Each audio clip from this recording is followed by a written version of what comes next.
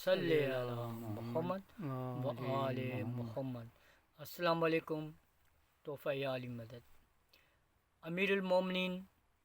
علی علیہ السلام کا فرمان ہے کہ مومنین آپس میں زیادہ دیر تک ناراض نہ رہیں،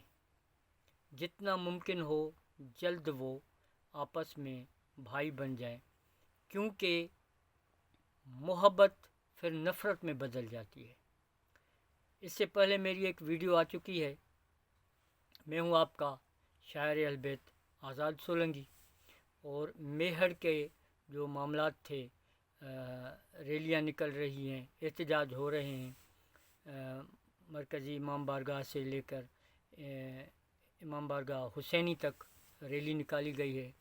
سولنگی برادری کی طرف سے بھی، مومنین کی طرف سے بھی، تو آئے روز چلتا رہتا ہے سلسلہ۔ اس کے بعد میری ویڈیو کے بعد 2 گھنٹے کے بعد مولانا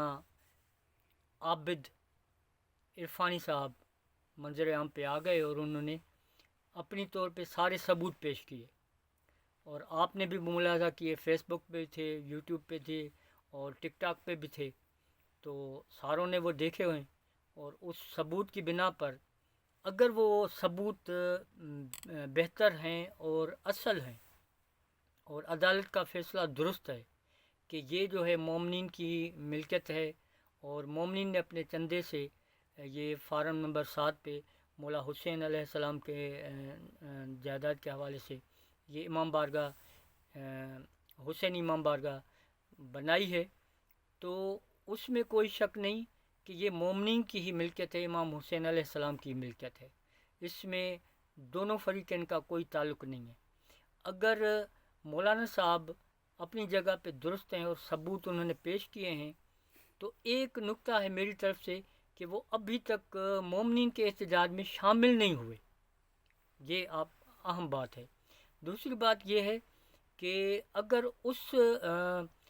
سید ثابت علی شاہ والوں کی طرف سے اگر موقف دیا گیا ہے اور وہ کمزور موقف ہے، تو پھر ہمیں یہ سوچنا چاہیے، مومنین کو یہ سوچنا چاہیے کہ جو علامہ صاحب کہہ رہے ہیں، جو مولانا صاحب کہہ رہے ہیں، عرفانی صاحب، وہ اگر ان کا موقف درست ہے، تو پھر ہمیں عدالت کی روشنی میں، بجائے جو ہم وزیر اعلیٰ سے مطالبہ کر رہے ہیں، بجائے جو ہم آرمی چیف سے مطالبہ کر رہے ہیں، بجائے جو ہم صدر سے مطالبہ کر رہے ہیں، تو ہم عدالت کی روشنی میں، جب عدالت کا فیصلہ آ چکا ہے کہ یہ مومنین کی ملکیت ہے اور مومنین کو حق دیا جائے، تو عدالت کی روشنی میں اب بہتر ہے کہ دونوں فریقین بیٹھ کے عوام کی طرف سے دیکھیں، اور عوام کی طرف سے فیصلہ جو آنا چاہیے وہ ہمیں سب کو قبول ہونا چاہیے۔ عوامی اگر فیصلہ یہ ہے کہ عدالت کی روشنی میں، تو امام بارگاہ حسینی امام بارگاہ میہر کا عوام کو حق دیا جائے، اور یہ تالا کھول کے ان کے حوالے کی جائے، تاکہ وہاں پہ مسجد میں مجالس کا سلسلہ بھی شروع ہو جائے، اور عبادت کا بھی سلسلہ، اور مدارس میں بچے بھی پڑھیں۔ تو مومنین اکرام، آج میں آپ سے خصوصی یہی درخواست کروں گا کہ اس احتجاج کے لیے آپ بھی آواز بلند کریں، جہاں جہاں بھی مومنین ہیں وہ آواز بلند کریں، اور اب باقی کوئی ایسی بات رہی تو نہیں ہے، ساری بات کلیئر ہو گئی ہے۔ اگر ساری بات کلیئر ہو گئی ہے تو اب مومنین کے حق میں فیصلہ آ چکا ہے، لہٰذا مومنین کو اب 13 رجب سے پہلے